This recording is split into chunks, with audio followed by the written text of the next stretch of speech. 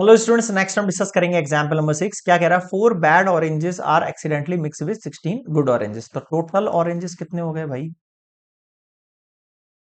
Total oranges हो गए आपके पास 14, एक सेकंड, 4 सॉरी, 4 थे बैड है ना, विद 16 गुड, तो 20 ऑरेंजेस हो गए। Find the probability distribution of the number of bad oranges in a drawn of 2 oranges. 2 orange निकालना है, उस पे बनाना है आपको, ठीक है।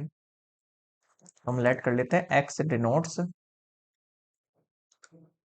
The number of bad oranges, है ना। तो अब क्या क्या केस बन सकता है? या तो कोई बैड ऑरेंज नहीं निकलेगा, या 1 निकलेगा, या 2 निकलेगा। ये 3 केस बन गए। एक्स इक्वल्स टू 0 का मतलब क्या हुआ?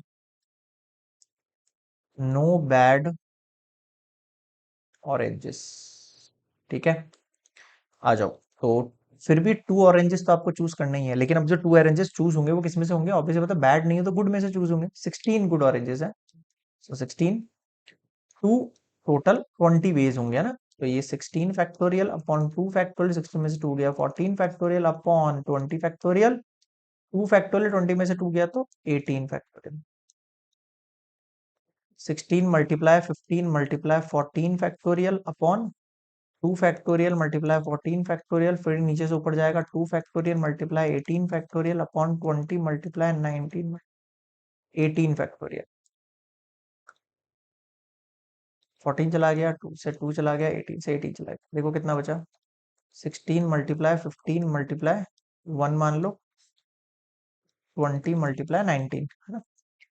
तो 4 4 जा 16, 4 5 जा 20, 5 3 जा 15, 4 3 जा कितना हो गया? 12 अपॉन 19 हो गया। देख लेना, सही समझ में आ गया क्या? 4 4 जा 16 हो गया, 4 5 जा 20 हो गया, 5 से 15 चला गया 3 टाइम, और 3 4 जा 12 हो गया, और नीचे 19 बच गया। ठीक है, आ जाओ नेक्स्ट।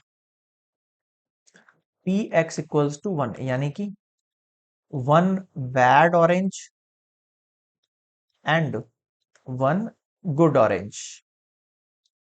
अब ऑब्वियस ही बात है, 1 बैड ऑरेंज चूज करना है तो बैड में से करेंगे। बैड कितने हैं भैया? 4 हैं।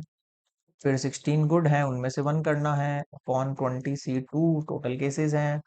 4 फैक्टोरियल, 4 में से बन गया 3 फैक्टोरियल, 1 फैक्टोरियल।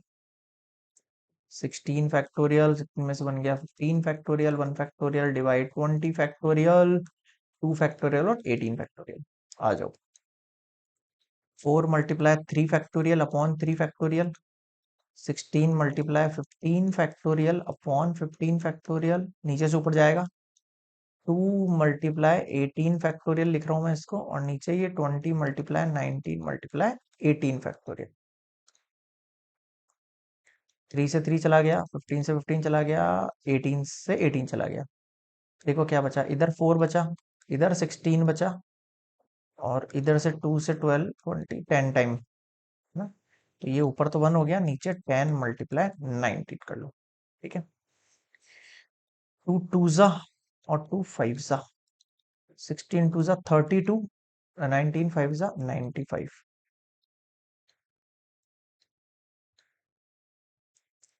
क्लियर है यहाँ पर? बिल्कुल सर। ये लो।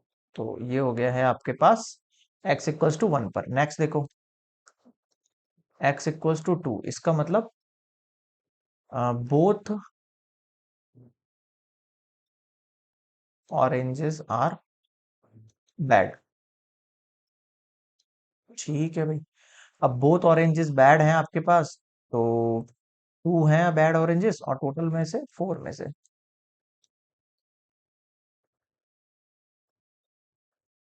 फिर 20 फैक्टोरियल, 2 फैक्टोरियल और 18 फैक्टोरियल।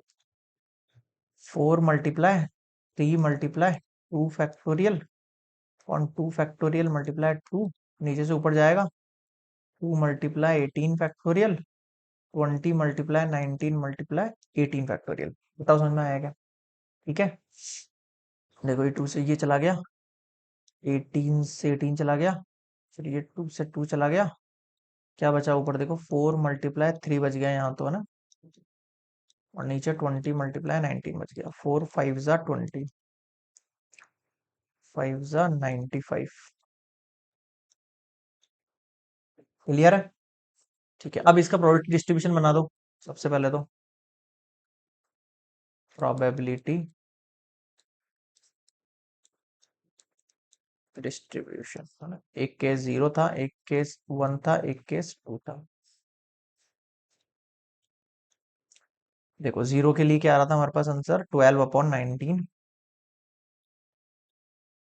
1 के लिए क्या आ रहा था, 32/95। 2 के लिए था 3/95।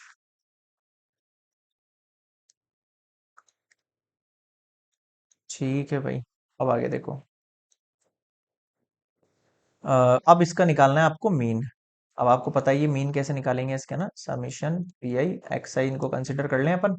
तो 0 × 12/19 हो जाएगा, 1 × 32/95 हो जाएगा, प्लस 3/95 तो ये 2 हो जाएगा, तो ये तो 0 हो गया।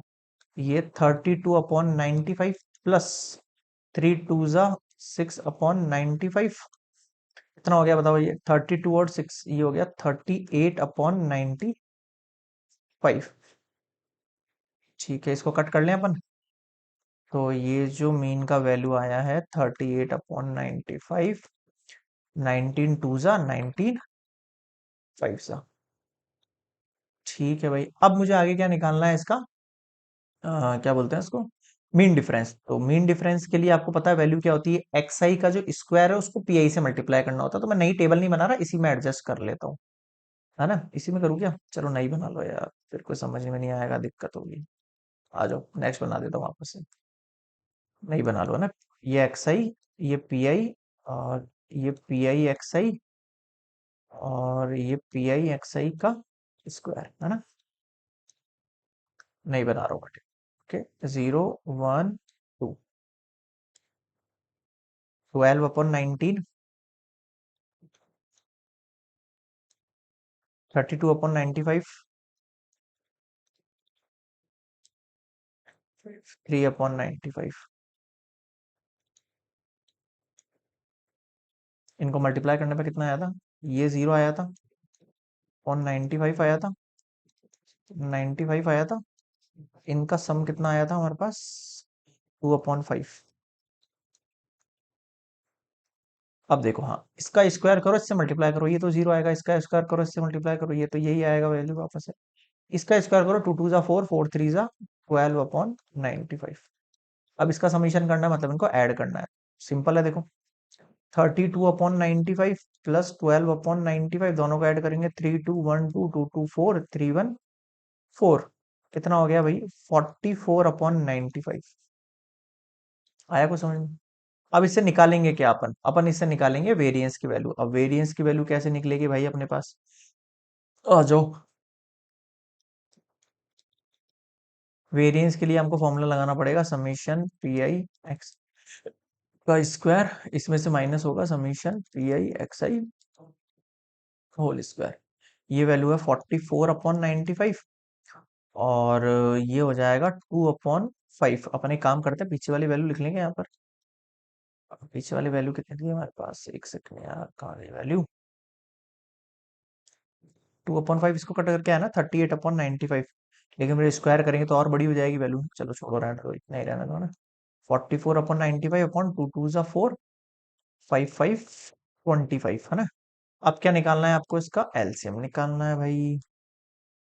एलसीएम भी आसान है वैसे, कैसे होगा, 95 के टुकड़े कर लो, कितने हो गए, 19 × 5, 25 के कर लो 5 और 5। अब एक बार 19 आएगा, ठीक है, फिर एक बार 5 आएगा, फिर एक बार 5 आएगा, तो 95 5 कर दें, 5 5 ज़ा 25, 5 9 ज़ा 45, 47, 475 हो गया इसका एलसीएम। ठीक है, अब कट कर लो इसको।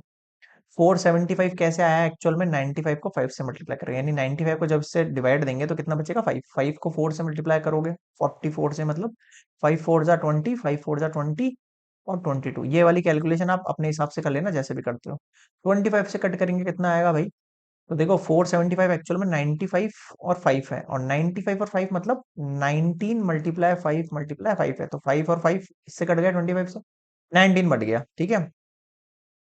76 हो गया। अब आप इसको डिवाइड दे दो इससे, 76 में से कितना हो जाएगा, ये 4 हो गया, ये 1 हो गया, कैरी दिया 11, 1 और 4, 144 अपॉन 475। बताओ, क्लियर है यहाँ पर?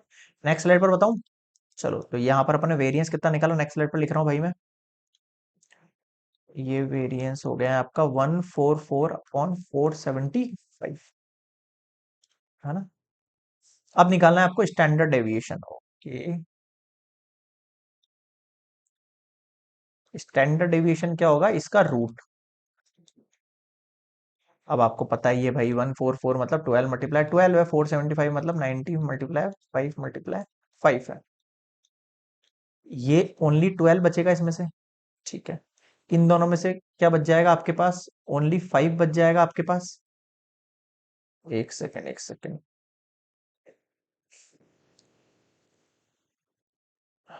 ये ऐसे है ना, 19 मल्टीप्लाई 5 मल्टीप्लाई 5 है, तो इन दोनों में से 5 बच गया, एक रूट के अंदर 19। अब बताओ समझ में आया नहीं आया? क्लियर है?